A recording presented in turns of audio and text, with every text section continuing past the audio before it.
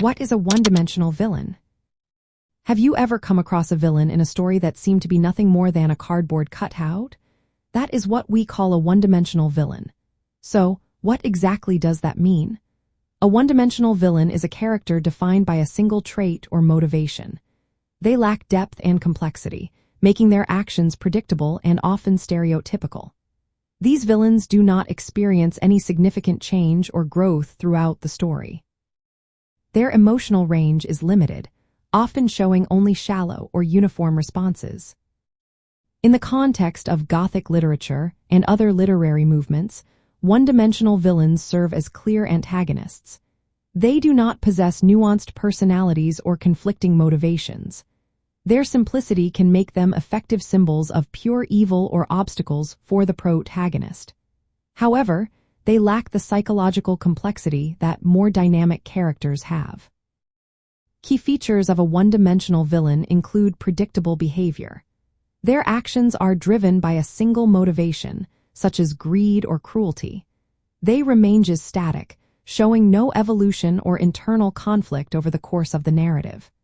Their feelings and reactions are narrow, often centered around their villainous role without any subtlety. For example, consider the character Javert from Les Misérables. He is often seen as a one-dimensional villain due to his rigid commitment to the law.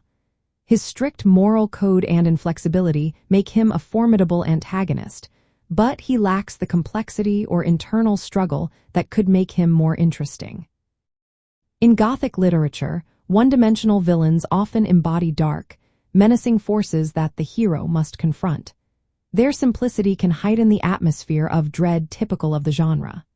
However, modern storytelling tends to favor more layered villains who possess conflicting motives and personal histories. This shift reflects a more nuanced view of human nature.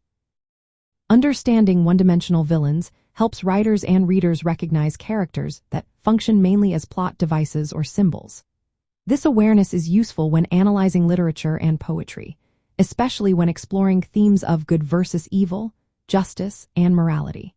In both Gothic literature and other literary movements, one-dimensional villains play a role in shaping the narrative, but they often do so without the depth that more complex characters bring to a story.